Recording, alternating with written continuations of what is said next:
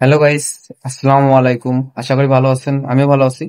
তো হঠাৎ করে হুট করে ক্যামেরার সামনে আসার কারণ কি, কেন আসলাম? তো ফার্স্ট যে কথাটা না বললেই নয়, যে আপনারা এত পরিমাণে ভালোবাসা দিবেন আমি কখনো এক্সপেক্ট করতে পারিনি যে আমি আপনাদের কাছ থেকে এত পরিমাণ ভালোবাসা পাবো।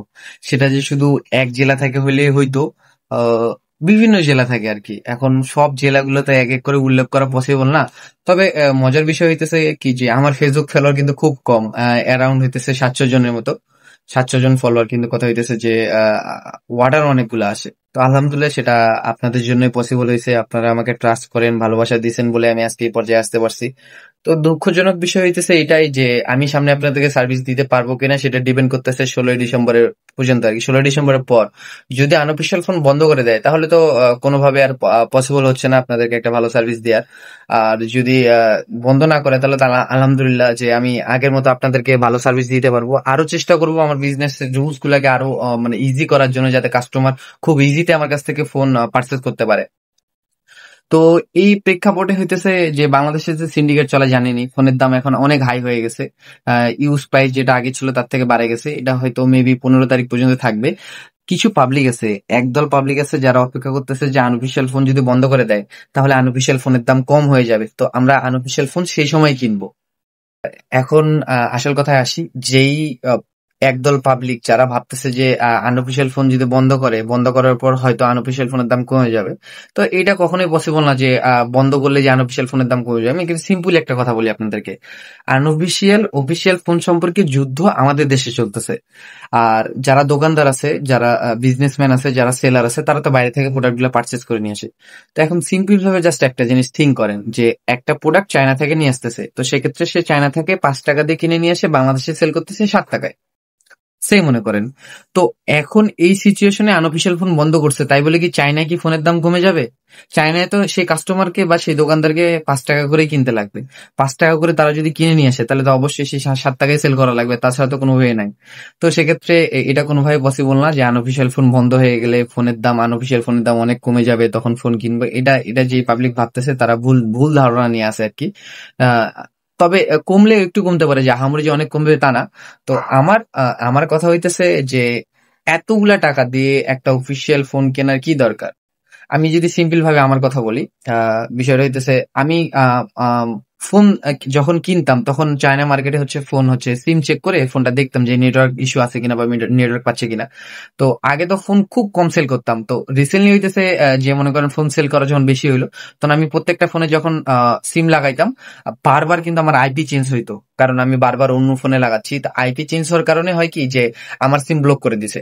আমার সিম ব্লক করে দিছে, যে মনে করেন আমি 7টা 8টা সিম ফোনের উপরে আমি সিম লাগাইছি, বারবার আইপি চেঞ্জ হয়েছে। তখন ওরা বন্ধ করে দিছে, আমি বুঝিনি। আমি তখন হইতেছে আমাকে থানা থেকে কল করছে, কল করে বলতেছে যে থানাতে যাইতে। তখন থানাতে গেছি, তখন বলতেছে আমি নাকি ক্রাইম করছি, যে আমার সিম বারবার অন্য আইপি, বারবার আইপি চেঞ্জ হয়েছে। তো এই জন্য আমার সিমটা বন্ধ করে দিচ্ছে। এখন আমাকে হইতেছে যে কোম্পানি, আমি হচ্ছে চায়না টেলিকম ইউজ করতাম, তো চায়না টেলিকমে আমাকে যাওয়া লাগছে। যাওয়ার পর পাসপোর্ট নিয়ে যাওয়ার পর ভেরিফিকেশন করে দেন হইতেছে আমার সিমটা আবার আনব্লক করছে। এরকম হয়েছে। তো তখন হইতেছে যে তারপর আমি চুপচাপ ছিলাম, তারপরে আবার যখন চেক করা শুরু করলাম আবার আমার বন্ধ করছে, 2বার হয়েছে। তো ওদের সিকিউরিটি সিস্টেমটা কেমন, যে মনে করেন আমি ফোন সিম চেঞ্জ করতেছি, বাংলাদেশের রুলস করছে এটা, যে মনে করেন আমার ফোনটা একটা সিমে লাগা আছে, আমার সিমটা একটা ফোনে লাগা আছে, যখন আমি ফোনটা চেঞ্জ করবো তখন আমাকে নতুন করে রেজিস্ট্রেশন করা লাগবে। এটা কোন রুলস? দেখুন রুলস, চায়নাতে তো অনেক মানুষ আছে, তারাও তো এইভাবে সিকিউরিটি সিস্টেম, ওদেরও তো হার্ড।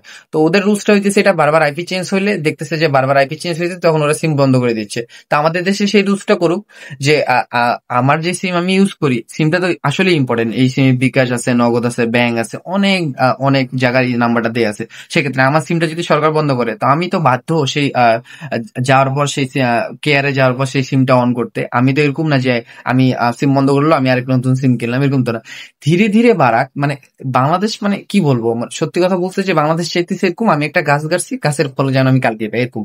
আপনারা রুলস করেন, ঠিক আছে, মানলাম যে আপনারা রুলস করতেছেন, রুলস করেন, ধীরে ধীরে ধীরে স্টেপ বাই স্টেপ বাড়ান। আগে আপনাদের ছিল 16টা 15টা সিম, এখন সেটা 10টা করছেন, সামনে হইতেছে 5টা করবেন, তারপরে 3টা করবেন, তারপর 2টা করবেন, তারপর একটা করবেন, ঠিক আছে? এইভাবে আগান। তো আপনারা একবারে একদম হুট করে মনে করেন ডিসিশন নিয়ে নিছেন যে সবকিছু অফ, সিম অফ, এইসব এগুলা কেন? তো এখন এইটার করণীয় কি? তো এটার জন্য আর কি আসা। আমার মতে হইতেছে যে আনঅফিসিয়াল ফোনই ইউজ করা অনেক পাবলিক আছে যাদের পক্ষে পসিবল না একটা অফিসিয়াল ফোন এত টাকা দিয়ে কেনা। আমি সিম্পল ভাবে যদি বলি, Vivo X200, আপনি যদি সেই ফোনটা যদি পুরাতন সরি, সেই ফোনটা যদি আনঅফিসিয়াল কিনেন, আপনি হইতেছে অ্যারাউন্ড 68 বা 67 হাজার টাকায় পাইতেছেন। সেই ফোনটা আপনি যদি অফিসিয়াল কিনতে যান, তাহলে আপনাকে 1,40,999 টাকা গুনতে লাগতেছে। তো মানে অর্ধেকের বেশি দাম। কেন নিবে পাবলিক? অর্ধেকের বেশি দাম নিয়ে কি সিকিউরিটি পাইতেছে? বাংলাদেশের সিকিউরিটি সিস্টেম কি অনেক হার্ড হয়েছে যে চুরি করা ফোন খুব ইজিলি পাইতেছি আমরা? বা একটা ফোন চুরি হয় না বাইরের মতো, যে বাইরে একটা ফোন রাখে গেলাম, আমার ফোনটা কেউ নিল না, আমি ওই জায়গা থেকে যাই আবার ফোনটা নিয়ে আসি, এরকম তো না। পকেট থেকে ফোন হারায় যায়, ফোন রাখে গেলে ফোন চুরি হয়ে যায়।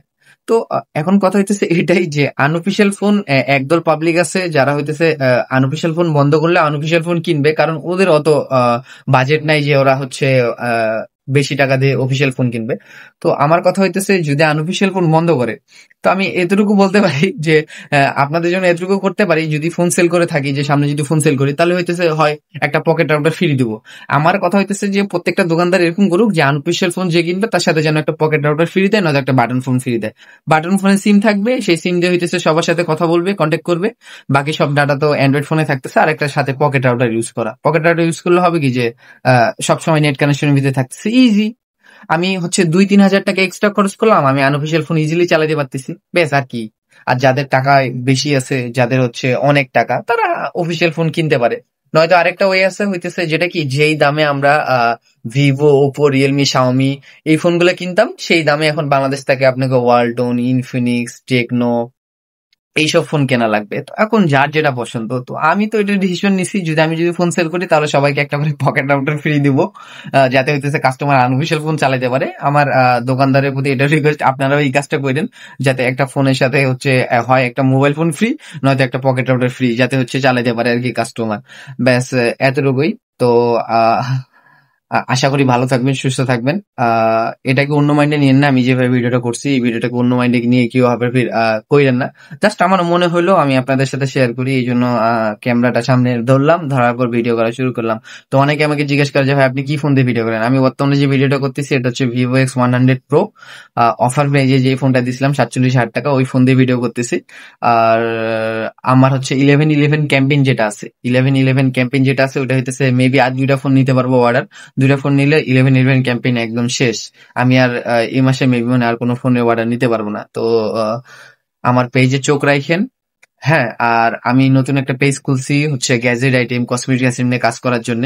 তো সেক্ষেত্রে অবশ্যই সেই পেজটা ফলো দিবেন। আমি কখনো আমার কাস্টমারকে বলিনি যে আমার পেজ ফলো দিবেন, আমার ইউটিউব চ্যানেল ফলো দিবেন, কখনো বলি, আজকে ফার্স্ট টাইম বলতেছি যে এতদিন তো আমি আপনাদেরকে সার্ভিস দিছি, আমি আপনাদের কথা রাখছি, এখন আপনারাও আমার কথাটা রাখেন যে আমার নতুন ফেসবুক পেজ খুলছি গ্যাজেট আইটেম কসমেটিক্স এর জন্য। তো আশা করি সবাই সেই পেজ থেকে ঘুরে আসবেন আর কি।